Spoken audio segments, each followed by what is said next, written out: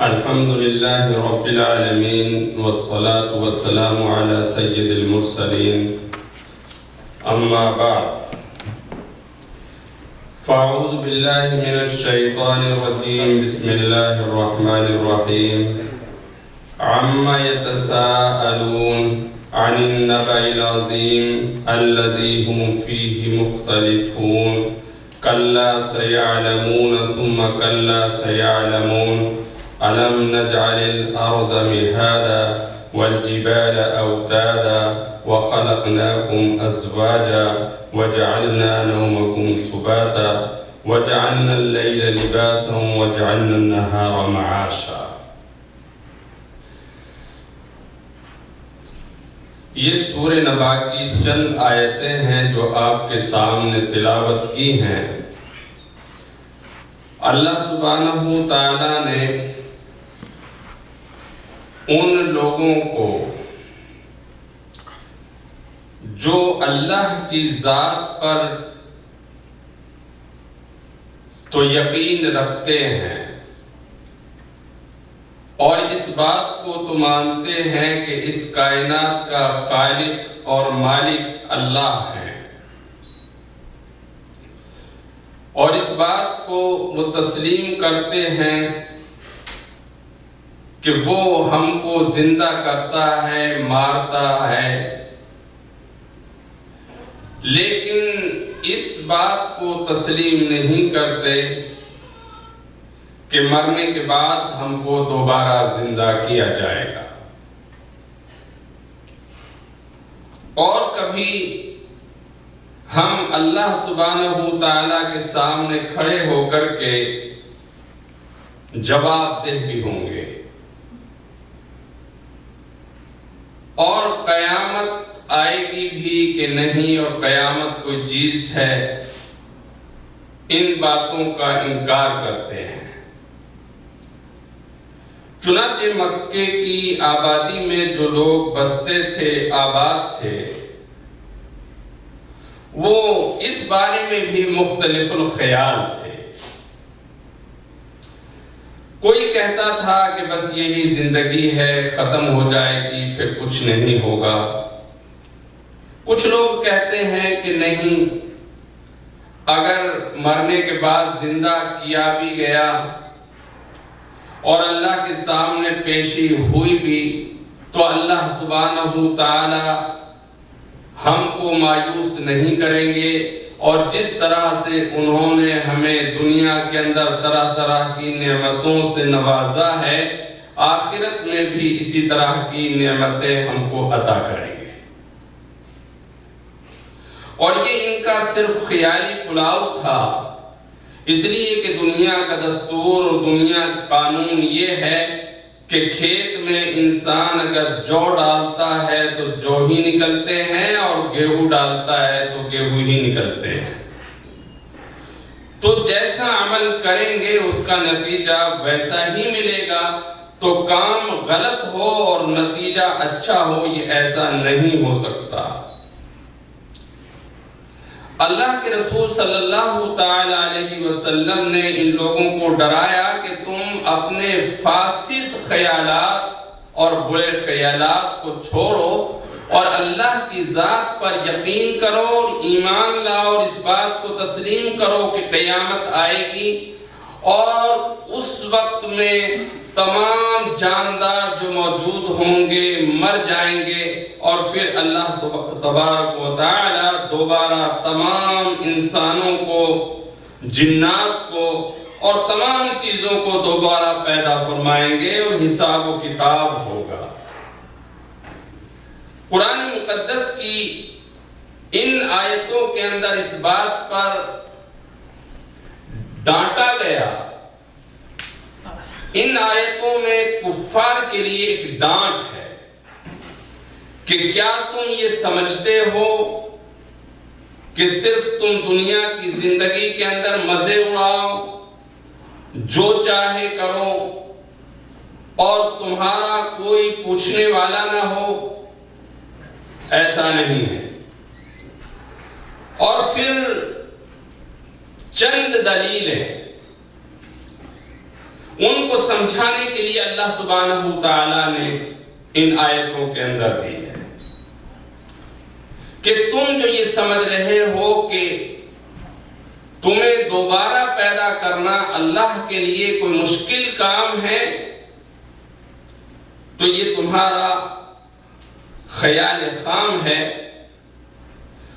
کوئی تمہارے پاس ایسی دلیل نہیں ہے، بلکہ سنو، تم جب آنکھوں سے اپنے چاروں طرف دیکھتے ہو تو تمہیں چند چیزیں نظر آتی ہیں جن کو تم کھلی آنکھوں سے دیکھتے ہو، کوئی چھپی ہوئی چیز نہیں ہے۔ دیکھو، زمین کی طرف نگاہ اٹھاؤ اور اس زمین پر تم بڑے بڑے پہاڑوں کو دیکھو گے، اور تمہیں ایسا محسوس ہوگا کہ جیسا کہ یہ پہاڑ زمین کے اندر ایک کیل کے مانند ہے کہ زمین کو ہلنے نہیں دیتے، اور تم زمین کو دیکھو کہ تمہارے چاروں طرف پانی ہی پانی ہے، اور اس پانی کے ایک خطے پر، پانی کے تھوڑے سے حصے پر اللہ سبحانہ تعالیٰ نے زمین کو پھیلا دیا ہے،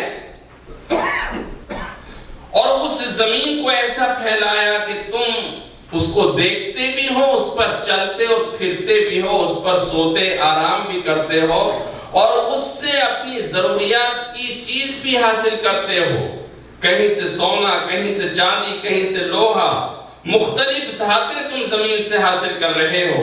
أَلَمْ نَجْعَلِ الْأَرْضَ مِهَادًا، کیا ہم نے نہیں بنایا زمین کو تمہارے لیے بچھونا کہ جس پر تم بلند و بالا عمارتوں کو کھڑے کرتے جا رہے ہو؟ وَالْجِبَالَ أَوْتَادًا، اور پہاڑوں کو تم نے نہیں دیکھا؟ ان پہاڑوں کو پیدا کرنا کس کا کام ہے کہ جن کو میخوں کی طرح اور کیلوں کی طرح زمین کے اندر گاڑ دیا ہے، اور وہ زمین کو ہلنے نہیں دیتے، اور زمین کی مجال نہیں ہے کہ وہ ہل سکے۔ وَخَلَقْنَاكُمْ أَزْوَاجًا، اور تم کو جوڑے جوڑے بنایا ہے، یعنی تم میں سے کوئی مرد ہے اور تم میں سے کوئی عورت ہے، اور پھر تم دونوں کے ملاپ سے مختلف انسان پیدا ہو رہے ہیں، نر و مادہ کے اختلاط سے مختلف جانور پیدا ہو رہے ہیں۔ اگر تم تنہا مرد ہی مرد ہوتے اور تنہا عورتیں ہی عورتیں ہوتی تو تم بچوں کو جنم نہیں دے سکتے تھے، مگر ہم نے تم کو جوڑے جوڑے بنا دیا کہ تمہارے ذریعے سے تمہارے پیٹوں اور پشتوں سے انسان جنم لے رہے ہیں۔ رات دن تم اپنی آنکھوں سے دیکھ رہے ہو، تمہارے وہم اور خیال میں یہ بات نہیں گزر سکتی کہ ایک بچہ کس طرح سے تمہارے پیٹ کے اندر پرورش پا رہا ہے۔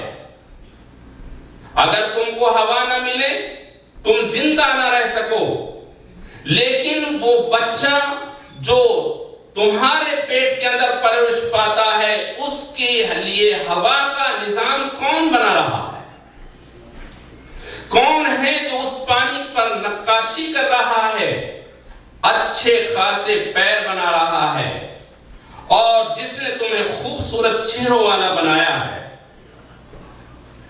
وَجَعَلْنَا نَوْمَكُمْ سُبَاتًا، اور تم اس پر بھی غور کرو اور دیکھو کہ اللہ سبحانہ وتعالی نے تمہارے لیے نیند بنائی ہے جو تمہاری تکان اور جو تمہیں دن بھر میں کام کرنے کی وجہ سے تھکان ہو جاتی ہے، نیند کے ذریعے سے تم اس تھکان کو دور کر لیتے ہو۔ وَجَعَلْنَا اللَّيْلَ لِبَاسًا، اور تمہارے لیے ہم نے رات کو بنایا ہے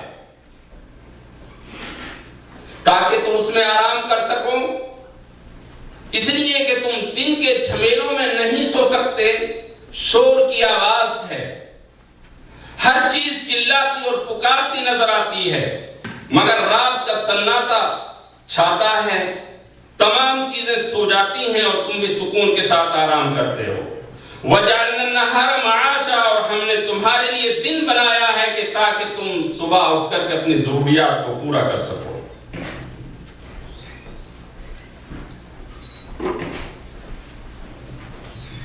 ان آیتوں اور اس کے بعد میں جو آنے والی آیتیں ہیں، اللہ سبحانہ وتعالی نے اپنی تمام نعمتوں اور قدرتوں کا ذکر کر کے انسان کو یہ سمجھانے کی کوشش کی ہے، سمجھایا ہے کہ دیکھو جس اللہ سبحانہ وتعالی کو یہ قدرت حاصل ہے کہ جو زمین کو بنا رہا ہے، اور زمین کے اوپر جس نے پہاڑ بنائے ہیں، اور جس نے تمہارے لیے نیند بنائی ہے، اور جس نے تمہارے لیے رات بنائی ہے، اور جس نے تمہارے لیے دن بنایا ہے، کیا تم یہ مشکل سمجھتے ہو کہ ایک بالشت کے انسان کو دوبارہ ہم پیدا نہیں کر سکتے؟ ضرور پیدا کر سکتے۔ تو ان چیزوں پر تم غور کرو کہ اللہ سبحانہ وتعالی نے یہ چیزیں جو تمہارے لیے پیدا کی ہیں یہ کتنی بڑی نعمتیں ہیں، اور جو ذات تمہارے لیے ان نعمتوں کو پیدا کر سکتی ہے، آپ کیسے کہہ سکتے ہو کہ وہ ذات تم کو دوبارہ زندہ نہیں کر سکتی؟ تم کو مرنے کے بعد کی زندگی کا یقین کیوں نہیں ہے؟ اللہ سبحانہ وتعالی نے طرح طرح کی نعمتیں انسان کے لیے اتاری ہیں، اور ان آیتوں کے اندر بھی بہت ساری نعمتوں کا ذکر کیا ہے۔ صرف ایک نعمت جو اللہ سبحانہ وتعالی نے نیند کی نعمت عطا کی ہے، انسان ذرا اس پر غور و فکر کرے اور قدرت کی اس علامت اور قدرت کی اس نشانی پر غور کرے کہ اللہ سبحانہ وتعالی نے نیند کو کتنی بڑی نعمت بنایا ہے۔ آج دنیا میں جہاں بہت ساری مصیبتیں، پریشانیاں، بلائیں اور تکلیفیں اور طرح طرح کی بیماریاں آ رہی ہیں، ان میں سے ایک بڑی بیماریوں میں سے بیماری ہے بے خوابی، نیند کا نہ آنا، وقت پر نہ سونا۔ یہ اس دور کی بیماری نہیں، ہاں آج یہ بیماری زیادہ بڑی ہے، مگر صدیوں پرانی یہ بیماری ہے، اور جب سے انسان پیدا ہوا ہے اس وقت سے لے کر کے آج تک اس بیماری کا بھی ساتھ ساتھ وجود ہے۔ کیوں؟ اس لیے کہ جب قدرت کو انسان چیلنج کرتا ہے، جب اللہ کی بغاوت پر آمادہ ہوتا ہے، تو اللہ سبحانہ و تعالیٰ اس کو طرح طرح کی پریشانیوں اور مصیبتوں میں گرفتار کر دیتے ہیں۔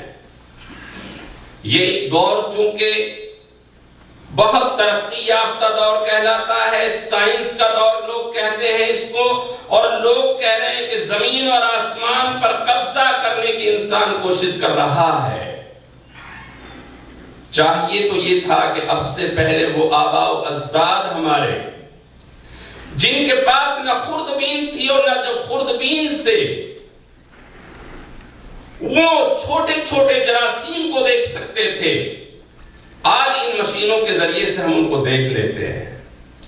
پرانے زمانے کے اندر انسان کی چیڑ پھاڑ نہیں کی جاتی تھی، مگر میڈیکل نے اتنی ترقی کی ہے کہ انسان کا دل نکال کر کے ٹیبل پر رکھ دیا ہے، اور جب اس کو چیرا جاتا ہے تو طرح طرح کی چیزیں تمہارے سامنے آتی ہیں، بلکہ اب تو تم کو اسکرین پر دکھا دیا جاتا ہے کہ کن چیزوں کا آپریشن ہو رہا ہے اور کیا کیا فنکشن کام کر رہے ہیں انسان کے جسم کے اندر۔ تو تمہیں تو چاہیے تھا کہ ان ساری چیزوں کو دیکھ کر کے قدرت الہی پر ایمان رکھتے اور یقین لاتے اور کہتے سبحان اللہ، کہ اللہ سبحانہ وتعالی نے کس طرح سے ان چیزوں کو پیدا کیا ہے۔ مگر وہ انسان جس کو اللہ سبحانہ وتعالی نے تھوڑی سی عقل دی ہے، زیادہ عقل نہیں دی ہے، تھوڑی سی عقل دی ہے، جس عقل کی بنیاد پر وہ ریسرچ کی دنیا میں اترا ہوا ہے اور اللہ کی قدرتوں کو اپنی آنکھوں سے صبح اور شام دیکھنے کے باوجود انکار کر رہا ہے اللہ کا، تو کیا پھر اللہ سبحانہ وتعالی کسی بیماری کے اندر انسان کو مبتلا نہ کریں گے؟ ضرور کریں گے۔ اور پھر ان بیماریوں کے اندر عوام نہیں بلکہ ماہر فن، ماہر سائنسداں، ماہر ڈاکٹر، ماہر انجینئرز اس میں مبتلا ہوتے ہیں۔ نیند کی بیماری میں صرف عوام ہی نہیں بلکہ عوام کے علاوہ ایک پڑھا لکھا طبقہ اور ایڈوانس دنیا کا طبقہ جو اپنے آپ کو سب سے بڑا ایڈوانس کہتا ہے، وہ انسان، اس ملک کے انسان ان پر نظر ڈالیں، کیا وہ بے خوابی کا شکار تو نہیں ہے؟ لوگوں کا سروے کریں، کیا آپ رات کو سوتے وقت میں گھبرا کر اٹھ تو نہیں جاتے؟ کیا آپ کی آنکھیں بار بار تو نہیں کھلتی؟ کیا آپ برابر جو تم نے ٹائم کو متعین کیا ہے اور بتا رہے ہو کہ ایک بچے کو 9 سے 12 گھنٹے اور 10 سال سے 20 سال تک کے انسان کو 7 سے 8 گھنٹے اور 20 سال سے لے کر 30 سال تک 6 سے 7 گھنٹے اور 30 سال کے بعد میں انسان کو 5 سے 6 گھنٹے سونا چاہیے؟ کیا تم سو رہے ہو؟ کیا تم کو خیالات پریشان تو نہیں کر رہے کہ تمہاری آنکھیں بار بار ٹوٹتی ہیں؟ کیا تم ڈاکٹر سے رجوع تو نہیں کر رہے کہ کوئی ٹیبلٹ دی جائے کہ نیند آور گولی کھائی جائے؟ کیا تم نیند کی میڈیسن تو نہیں لے رہے ہو تاکہ تم نیند آئے تم کو؟ اور ان چیزوں پر غور کرو کہ کتنے لوگ ہیں کہ جو اس مرض کے اندر مبتلا ہیں، تو آپ کو ایک بڑی اکثریت یہ کہتے ہوئے نظر آئے گی، جن کے پاس عیش و عشرت کے تمام سامان ہیں اور انہوں نے نیند کو حاصل کرنے کے لیے اور سکون کو حاصل کرنے کے لیے شہروں کی دنیا کو چھوڑ کر کے جنگلوں کے اندر اپنے خوبصورت عالیشان مکان اس لیے تعمیر کر لیے ہیں تاکہ ان کو شور کی آواز نہ آئے، ان کو نیند میں ڈسٹرب نہ ہو۔ انہوں نے عالیشان محلات کو تعمیر جنگلات میں جا کر کے کر لیا ہے، اور جنگلات کی ان زمینوں کی قیمت ان کے محلوں نے شہروں کی زمینوں کی قیمت سے زیادہ بڑھا دیا ہے۔ کیا وہ اپنے خوابگاہوں کے اندر آرام کی نیند سو رہے ہیں؟ ہیں تو اس پر غور ان کو کرنا چاہیے کہ آخر ایسا کیوں ہو رہا ہے، یہ بدسکونی کیوں ہے، یہ بے خوابی کیوں ہے۔ تم اس کی مختلف وجوہات بیان کرتے ہو۔ جب کسی ماہر نفسیات سے ملاقات کی جاتی ہے تو وہ زندگی کی پوری ہسٹری کو چیک کرتا ہے۔ کیا جاب پر تم کو تمہارا باس ہارڈ ٹائم تو نہیں دیتا ہے کہ وہ تمہارے دل کے اندر اس کے خیالات آتے ہیں، اس کی وجہ سے نہیں سو سکتے تم؟ کبھی وہ پوچھتا ہے کیا تم جاب لیس تو نہیں ہو گئے ہو جس کی وجہ سے تم ڈپریشن میں آ چکے ہو؟ کبھی وہ سوال کرتا ہے کیا تمہارا میاں بیوی کا جھگڑا تو نہیں ہوتا؟ کیا تمہیں اسکول کے اندر کوئی بچہ تکلیف تو نہیں دیتا؟ کیا تم کو کوئی ڈر تو نہیں ہے کہ تمہیں پولیس پکڑ لے گی؟ کیا تمہیں خوف تو نہیں ہے کہ تم کو کوئی مار ڈالے گا؟ یہ ایک ماہر نفسیات اس کی زندگی میں جھانکتا ہے اور پھر ان کے اسباب کو تلاش کر کے اس کے علاج کی کوشش کرتا ہے۔ مگر افسوس اس علاج کا انکار نہیں کرنا چاہیے۔ لیکن کیا بے خوابی کی اور نیند نہ آنے کی صرف یہی وجوہات ہو سکتی ہیں کہ اس کے علاوہ کوئی وجوہات نہیں ہو سکتی؟ رسول اکرم صلی اللہ تعالی علیہ وسلم اس کے علاوہ اور بھی وجہ بیان کرتے ہیں، اور وہ وجہ یہ ہے کہ جب انسان بدعمالیوں کی طرف بڑھتا ہے تو بے خوابی کا شکار ہو جاتا ہے۔ جب انسان اللہ کی بغاوت پر آمادہ ہوتا ہے تو اس کو نیند نہیں آتی، بار بار رات کے اندر وہ اٹھ رہا ہے۔ اس کا علاج صرف یہ ہے کہ اللہ سبحانہ وتعالی کی طرف رجوع کیا جائے، اللہ کی طرف آیا جائے، تو پھر انسان سکون کی نیند سو سکتا ہے۔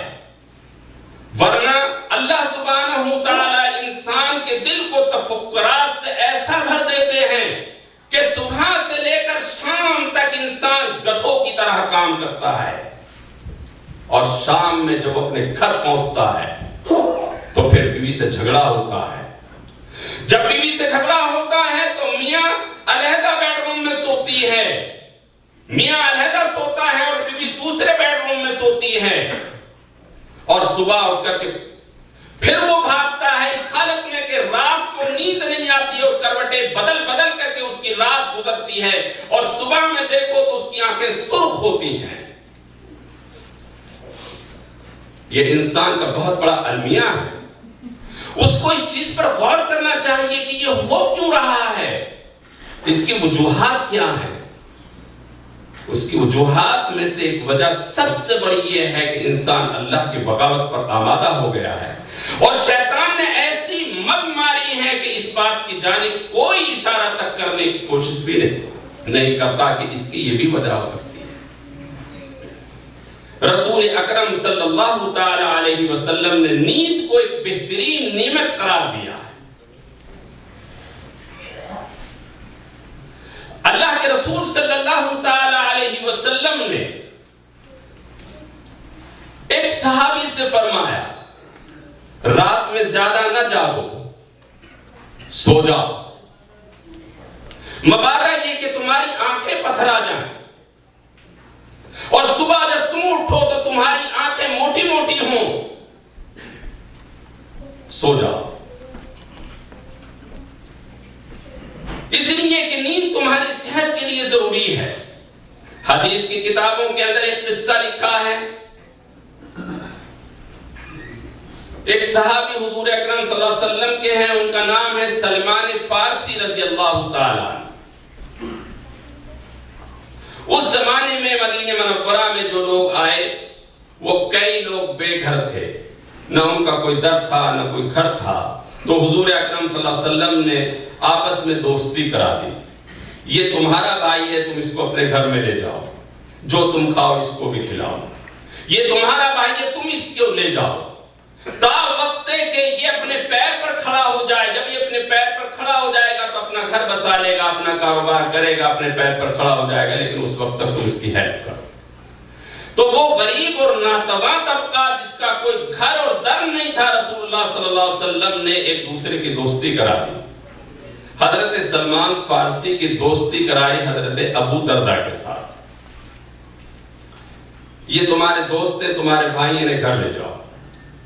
حضرت ابو دردہ رضی اللہ تعالیٰ عنہ حضرت سلمان فارسی کو لے کر آئے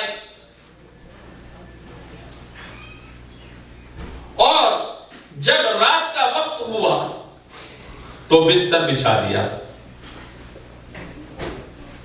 کہ حضرت آپ آرام کیجئے. سلمان فارسی رضی اللہ تعالیٰ پوچھا, اور ابو دردہ تمہارا بستر کہاں ہے؟ کہا یاروں کے پاس بستر نہیں ہے. کہا کیوں؟ تو کسی ایک شاعر نے کہا ہے کہ جو اس زبان حال سے اس کی طرف اشارہ کرتا ہے, ستارو چپ رہو نہ جگمگاؤ تم, کسی کی یاد میں آنسو بہا رہا ہے کوئی. اور سنا ہے ان کو نیند آتی نہیں, میں کیسے سو جاؤں. ایک نیا مسلمان ہوا اور اس نے پوچھا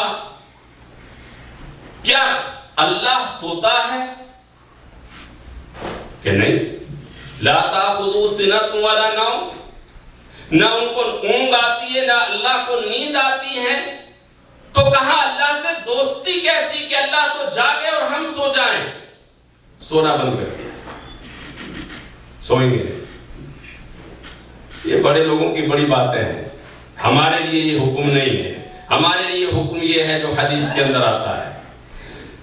حضرت ابو دردہ سے پوچھا کہ ابو دردہ بستر کہاں ہے تمہارا؟ کہ یاروں کے پاس بستر نہیں ہے, رات کو اللہ کے سامنے بس کھڑے رہنا یہی ہمارا کام ہے. اچھا جاؤ بستر لے کر آؤ. کیونکہ سلمان فارسی بڑے اونچے مقام کے آدمی تھے. جاؤ لے کر آؤ بستر. چونکہ بھائی بھی بن گئے تھے, اب بستر منگوا لیا کر, بچھا دو بستر میرے پاس میں. چونکہ ڈر تھا کہ اگر کہیں ان کو چھوڑ دیا کہ جاؤ کمرے میں جا کر سو جاؤ تو یہ سوئیں گے نہیں, پھر کھڑے ہو جائیں گے نماز میں. تو کہا بستر پاس بچھاؤ, لیٹ جاؤ, سو جاؤ. لٹا لیا پاس میں. جب ابو دردہ رضی اللہ تعالیٰ نے دیکھا کہ سلمان فارسی سونے لگے ہیں, نیند کا غلبہ ہے, کھراٹوں کی آواز سنی ہوگی, بس چپکے سے آہستہ سے اٹھ گئے. جیسے ہی آہستہ سے اٹھے تو مومن تو چونکہ بیدار سوتا ہے, مومن گھوڑے بیچ کر نہیں سوتا کہ کتنی بھی ٹیلی فون کی گھنٹیاں بجے, دروازہ نوک کرے, اس کی آنکھ نہیں کھلے گی. 24 گھنٹے کے بعد کھلے گی. کئی لوگوں کی دن کے بعد آنکھیں کھلتی ہیں. اس لیے کہ شریعت محمدی صلی اللہ علیہ وسلم نے سونے کا طریقہ بتایا ہے. 4 طریقے ہیں سونے کے. ایک طریقہ ہے چت لیٹ کر کے سونا, ایک ہے بائیں کروٹ پر سونا, اور ایک ہے دائنی طرف سونا, اور ایک ہے الٹا اوندھا سونا. شریعت کے اندر اوندھے سونے کو بہت برا سونا سمجھا گیا ہے. رسول اللہ صلی اللہ تعالی علیہ وسلم ایک مرتبہ ایک آدمی کے پاس سے گزرے تو دیکھا کہ وہ اوندھے سو رہے ہیں. آپ نے ان کو ٹھوکر ماری اور کہا اٹھو, یعنی پیر سے آپ نے ان کو ہلایا. وہ اٹھے. کہا کہ اوندھے نہیں سونا کبھی بھی, یہ جہنمیوں کا, احمقوں کا, مجنون لوگوں کا سونا ہوتا ہے اس طرح سے. اور جب آدمی اوندھا سوتا ہے کہ تو اس کا سارا نظام اوندھا ہو جاتا ہے. اور چت لیٹ کر بھی نہیں سونا. اور بائیں کروٹ پر تمہیں اجازت ہے کہ تم سو جاؤ, لیکن بہتر یہ ہے کہ تم دائیں کروٹ پر سو, اس لیے کہ جب الٹی کروٹ پر تم سو گئے تو تمہارا جو قلب, تمہارا جو دل ہے, اس کے اوپر تمہاری اکڑیوں کا اور معدے کا, اسٹومک کا بوجھ پڑے گا, اور پھر اس کے اوپر جو بلڈ سرکولیشن ہے وہ کم ہو جائے گا, اور دل کی حرکت کم ہوگی. اس لیے تم اور گہری نیند آ جائے اور پھر تم گھوڑے بیچ کے سو جاؤ. لہذا تم دائیں کروٹ پر سو تاکہ تمہارا دل اوپر رہے اور سرکولیشن خون کا برابر رہے, دل کی حرکت بھی برابر کام کرتی رہے اور نیند بھی تمہاری پوری ہو جائے اور اتنے چوکنا ہو کہ ذرا سی آہٹ کے اندر تم پہچان لو کہ کوئی چور تو نہیں آ گیا. گھر والوں کو کوئی ضرورت تو نہیں ہے کہ بیوی شور مچا رہی ہے کہ اٹھو اٹھو یہ کام ہو گیا ہے یہاں پر اور میاں کی آنکھ نہ کھل رہی ہے تو جلدی اٹھاؤ. وہ فوراً ایک آواز میں اٹھ جاتا ہے. یہ ہے سونا مسلمان کا. تو حضرت سلمان فارسی رضی اللہ تعالیٰ بھی مومن تھے. جیسے ہی ابو دردہ اپنے بستر سے اٹھنے لگے آنکھ فوراً کھل گئی, ذرا سے اشارے میں ہاتھ پکڑ لیا. کہاں جا رہے؟ سمجھ گئے, لیٹو یہاں پر, لٹا دیا, سو جاؤ. اب دوبارہ اٹھنے کی کوشش نہ کرنا, یہ نہ سمجھنا کہ میں تمہیں پہچانوں گا. نہیں, پہچان لوں گا, اس لیے کہ مومن کا سونا ایسا ہی ہوتا ہے. اس میں ایک سوال پیدا ہوتا ہے یہاں پر کہ مومن کا جب سونا ایسا ہے تو لیلۃ التعریس کے اندر کہ رسول اللہ صلی اللہ تعالی علیہ وسلم ایک جگہ سے گزر رہے تھے, وہاں آپ نے قیام فرمایا اور آپ کی آنکھ لگ گئی اور ایسے سوئے آپ بھی سوئے, حضرات صحابہ کرام بھی سوئے اور حضرت بلال حبشی رضی اللہ تعالیٰ سے آپ نے کہا تھا کہ بلال تم نماز کے لیے اٹھا دینا, جاگ کے رہنا, تم نہ سونا. ٹھیک ہے. حضرت بلال بھی سو گئے, حضور اکرم صلی اللہ علیہ وسلم بھی سو گئے اور تمام صحابہ بھی سو گئے اور فجر کی نماز قضا ہو گئی.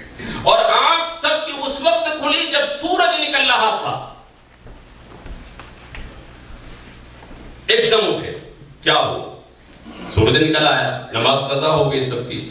حضور صلی اللہ علیہ وسلم نے حضرت بلال کو طلب کیا کہ بلال تم تو کہا گیا تھا تم سے کہ سونا نہیں, جاگتے رہنا تاکہ سب کی نماز بچ جائے, تم کیوں سو گئے؟ انہوں نے کہا یا رسول اللہ بس ذرا سی ٹیک لگائی تھی اور جس ذات نے آپ کو سلا دیا اس نے مجھے بھی سلا دیا. اچھا, تو یہاں سوال یہ کہ حضور اکرم صلی اللہ علیہ وسلم تو ایسی بے خبری سے سوئے کہ نماز تک قضا ہو گئی اور شریعت یہ کہتی ہے کہ مومن جو ہے چوکنا سوتا ہے, یہ دونوں میں ٹکراؤ پیدا ہو گیا. مسئلہ سمجھ لیجئے, کبھی کبھی وہ شیطان اس طرح کی حرکتیں کر دیتا ہے. حضور اکرم صلی اللہ تعالی علیہ وسلم کا دل نہیں سوتا تھا, آپ کی آنکھیں سوتی تھیں.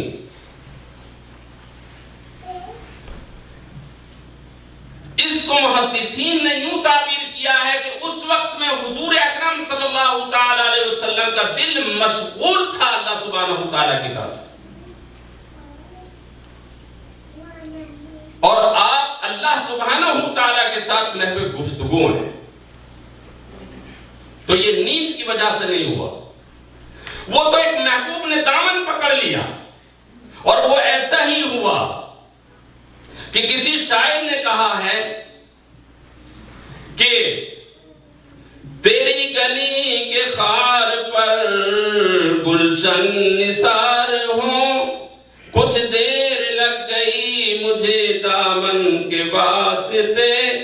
کسی کی گلی سے محبوب کی گزر رہا تھا کہ وہاں ایک خاردار درخت, کانٹوں والا درخت کھڑا ہوا تھا, بس اس کے درخت نے, ان کانٹوں نے میرے دامن کو پکڑ لیا اور مجھے الجھے ہوئے دامن کو سلجھانے میں ٹائم لگ گیا.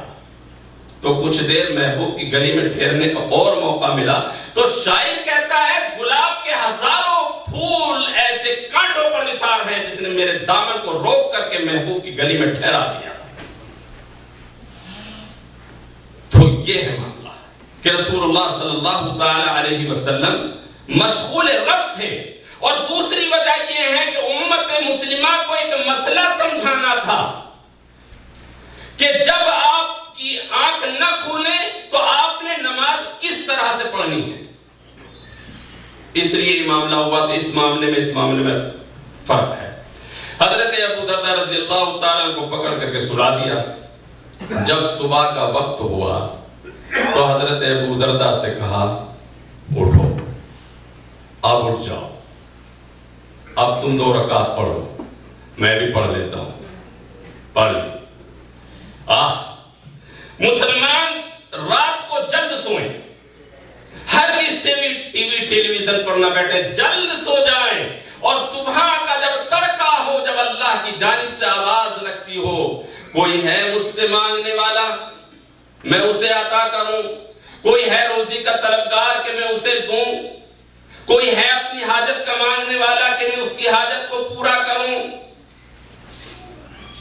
پھر اس وقت میں میاں بیوی سے کہے بیوی اٹھ جاؤ، اٹھ جاؤ، پیار سے اٹھا دے، اور میاں کے پاس بیوی آئے، میاں اٹھ جاؤ، اور حدیث میں آتا ہے کہ اگر نہ اٹھا جائے تو پانی ایسے لے کر کے چھینٹا مارو آنکھ کے اوپر۔ اللہ سبحانہ وتعالیٰ کتنے خوش ہوتے ہیں اس وقت میں۔ جگر مراد آبادی نے کہا تھا ذکر میں تاثیر لذت، بھول گیا ہوں کہ اللہ سبحانہ وتعالیٰ نے اپنے ذکر کے اندر ایک ایسی لذت رکھی ہے کہ شراب کے اندر وہ لذت نہیں ہے۔ ذکر میں ایک تاثیر لذت دور جام ہے، اور وعدہ آنے کا شب آخر میں ہے، اور صبح ہوئی سے انتظار شام ہے۔ بس اس انتظار میں بیٹھے ہوئے ہیں کہ صبح ہوگی اور اللہ کے بارگاہ میں کھڑے ہیں۔ اب پڑھ لو نماز۔ صبح ہوئی، یہ تو رات کا منظر تھا، صبح ہوئی، ناشتے کا وقت آیا تو ابو دردہ رضی اللہ تعالیٰ ناشتہ لے کر کے آئے، کھائیے حضور، اور آپ میرا تو روزہ ہے۔ یہ کیسا روزہ تمہارا مہمان تمہارے سامنے بیٹھا ہوا، تم نفلی روزہ رکھ رہے ہو، توڑو روزہ، کھاؤ میرے ساتھ کھانا۔ اچھا، جب وہاں سے گزرنے لگے تو ابو دردہ رضی اللہ تعالیٰ کی بیوی حضرت ام دردہ پر نگاہ پڑ گئی۔ اچانک نگاہ پڑ جائے تو برا نہیں ہے، پھر اس کو دوبارہ مت دیکھو۔ میلے کچیلے کپڑے، پوچھے بھابی جان کیا معاملہ ہے، یہ کیوں گندے کپڑے ایسے ہو رہے ہیں؟ کوئی کہے اپنے بھائی جان سے پوچھ لیجیے، آپ رات بھر نفلیں پڑھتے رہتے ہیں، دن بھر روزہ رکھتے رہتے ہیں۔ آپ نے کہا توڑ دو روزہ، روزہ توڑوا دیا، کھاؤ میرے ساتھ، اور فرمایا تمہارے اوپر تمہارا نفس کا بھی حق ہے، تمہارے اوپر تمہاری بیوی کا بھی حق ہے، اور تمہارے خدا کا بھی حق ہے۔ ساری چیزیں وقت پر اچھی لگتی ہیں، تو نیند کے وقت میں جب غلبہ ہوا، عائشہ صدیقہ فرماتی ہیں کہ پھر سو جاؤ۔ مولانا رشید احمد صاحب گنگوئی رحمۃ اللہ علیہ سے کسی نے پوچھا کہ جب ذکر کر رہا ہوں نیند کا غلبہ ہوتا تو کیا کروں؟ کہ تکیہ لو اور سر تکیے پر رکھو، اطمینان سے سو جاؤ، یہ تمہارا ذکر ہے، یہ تمہاری بات ہے، صبح اٹھ کے نماز پڑھو۔ تو بھائیو، نعمت ہے نیند بہت بڑی، اور رسول اللہ صلی اللہ علیہ وسلم نے اس کے بارے میں مسلمانوں کو بڑی واضح ہدایات دی ہیں۔ اس لیے نیند کی قدر کرو، اور اس نعمت پر اللہ کا شکر ادا کرو، اور جن لوگوں کو نیند نہ آتی ہو اللہ کی طرف رجوع کریں، اور بجائے دوسرے اسباب کو تلاش کرنے کے یہ سبب تلاش کریں کہ کیا اللہ سبحانہ وتعالیٰ کی نافرمانی تو ہم سے نہیں ہو رہی ہے، انشاءاللہ میٹھی نیند اس کے بعد شروع ہو جائے گی۔